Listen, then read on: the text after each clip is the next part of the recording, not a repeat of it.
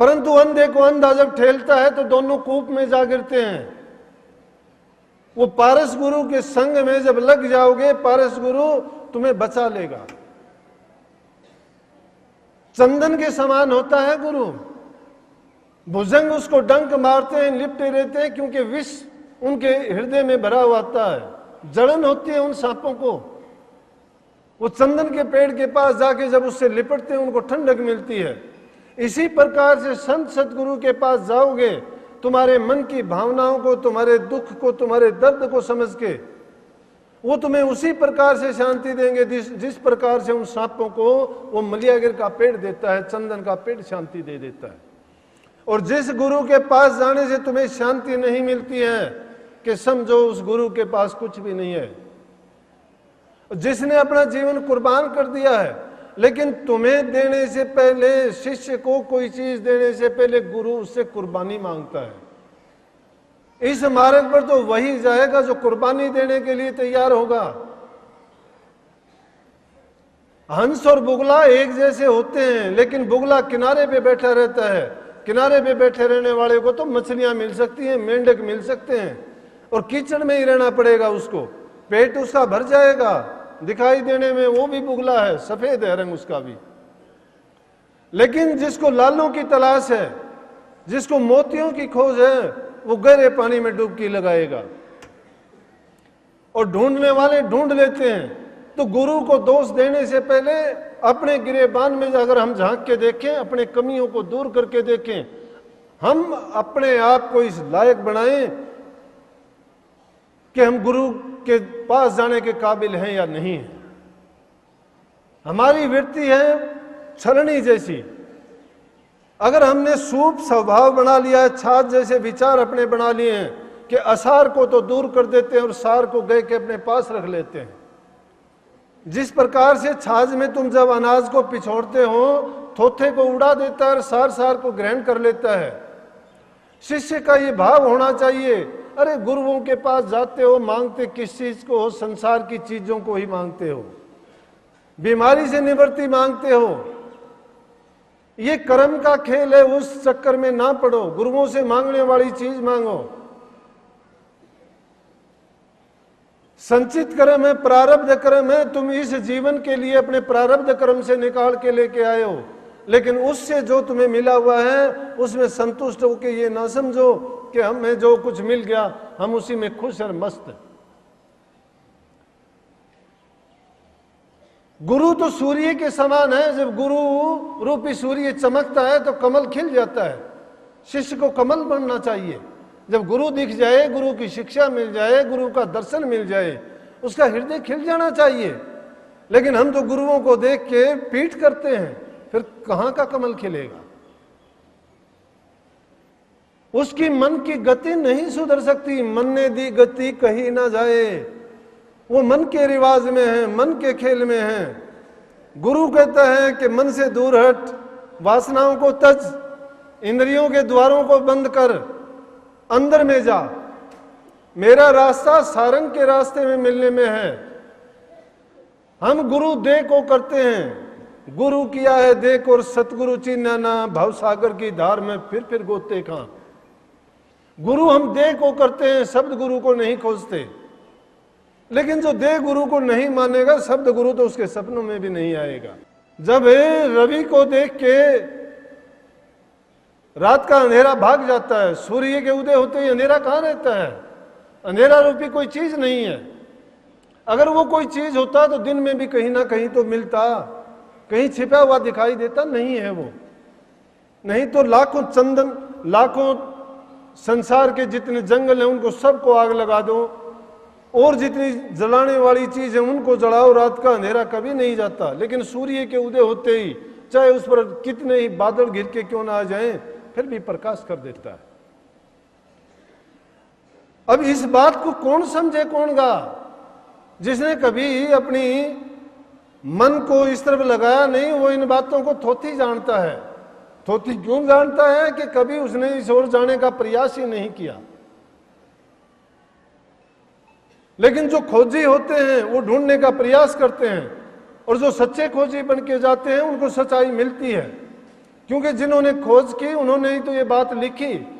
श्रद्धा तो है, हर इंसान के दिल में श्रद्धा है, ये नहीं कहूंगा। आप जितने आए हैं झूठे नहीं आए, श्रद्धा तो है, लेकिन पंगु श्रद्धा है हमारी।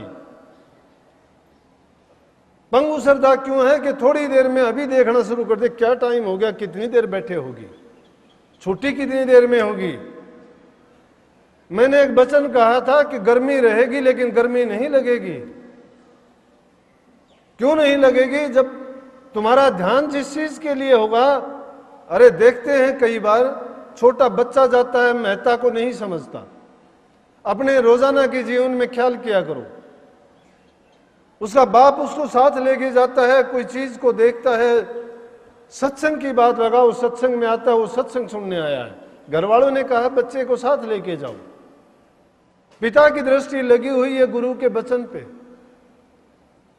वो एकदम भाव विभोर होके बहुत अपने विचार से, मन से, ख्याल से अपने आप को भूल के वचन को सुनता है कि क्या बोला जा रहा है।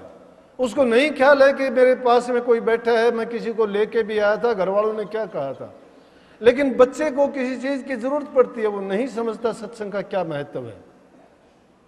वो बच्चा क्या कहता है, अगर वो दादा है तो दादा, बाप है तो उसको पिताजी या जो भी कुछ कह के उसको बोलता है एक दो बार, लेकिन वो ध्यान नहीं करता क्योंकि ख्याल उसका वहां लगा हुआ है।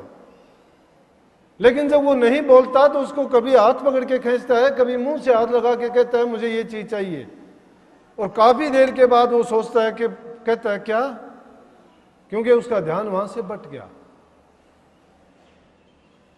ध्यान कहां लगा हुआ था? वचन पे लगा हुआ था।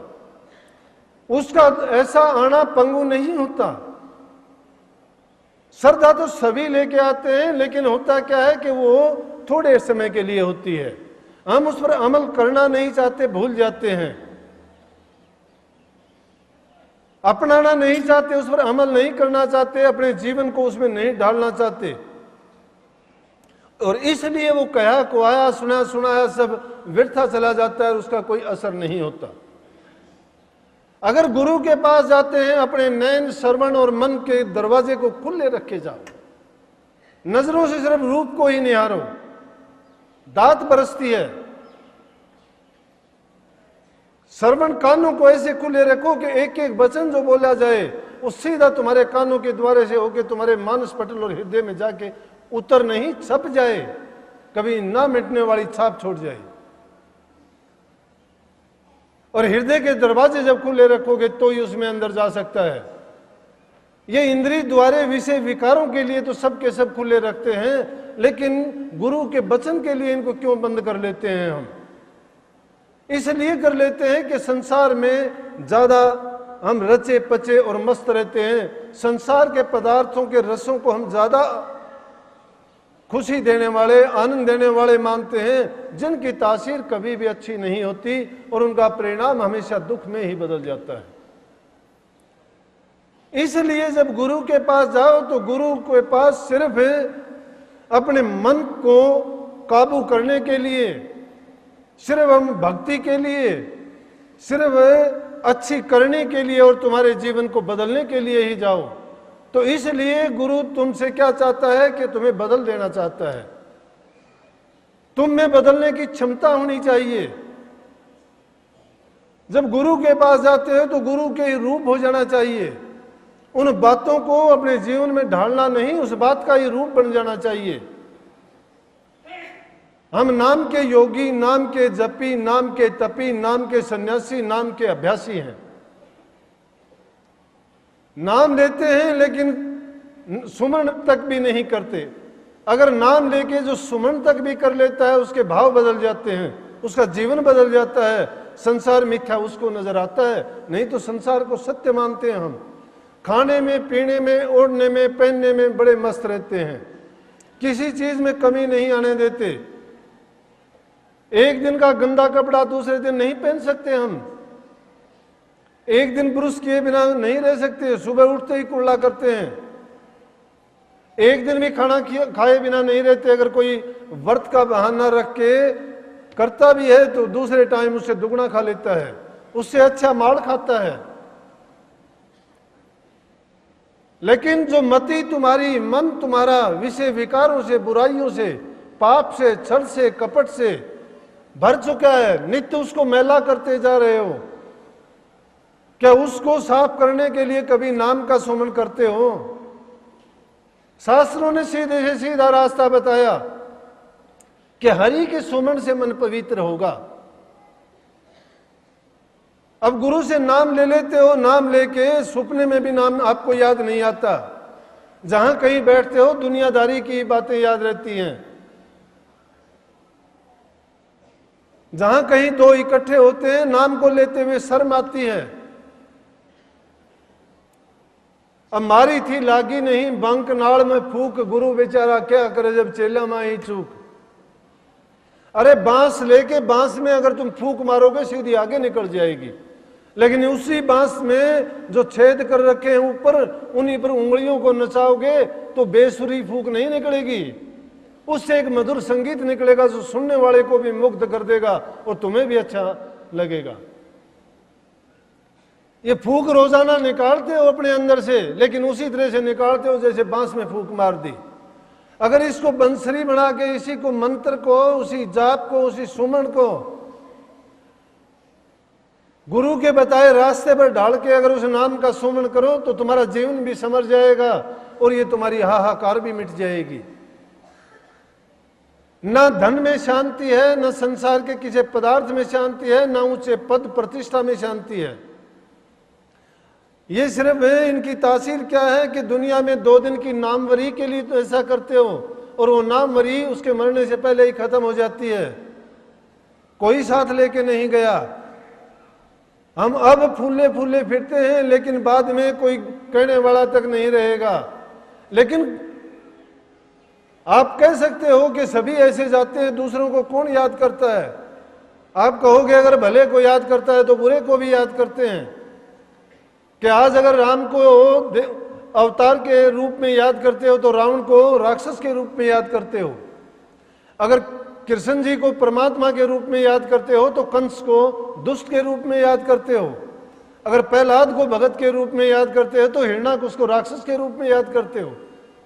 आप कहोगे याद तो वो भी बराबर किए जाते हैं, लेकिन बात मैंने कही थी कि एक सिंहासन चढ़ चले एक बांधे जात जंजीर। आज उस रावण की दशा देखो कि कागज का भी रावण बना के खड़े कर देते हैं तो भी लोग उसको क्या करते हैं, गोलियां चलानी शुरू कर देते हैं, जूते मारने शुरू कर देते हैं, उसको आग लगा के जलाते हैं। रावण को थोड़ा जलाते हैं, वो रावण तो बहुत पहले जल चुका, लेकिन उसकी बुराइयों को आज भी जलाते हैं। ये है कि वो जंजीरों में यूं जकड़े हुए हैं, बुराई कभी मिटा नहीं करती। संतों की शरण में जाने के बाद मैं कहता हूं कि इंसान को मांगने वाली चीज ही मांगनी चाहिए। अब गुरु तुम जैसी भावना लेके जाओगे उनका काम है देना।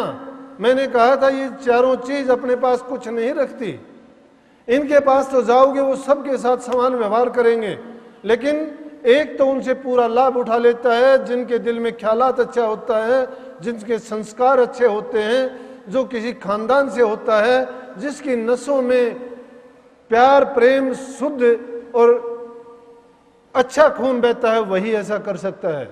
नालायक नहीं कर सकता ऐसा। क्यों नहीं कर सकता? कि उसके खून में वो चीज नहीं है। और ऐसे आदमी को नुगरा कहा जाता है। तो संतों ने तो कह दिया कि पापी मिलो 1000 नुगरा कोई मत मिलियो, क्योंकि एक नुगरे के सिर के ऊपर लाख पापियों का भार होता है।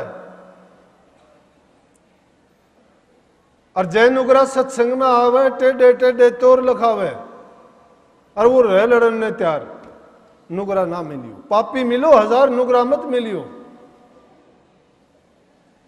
जो गुरु का नहीं वो किसी का नहीं हो सकता।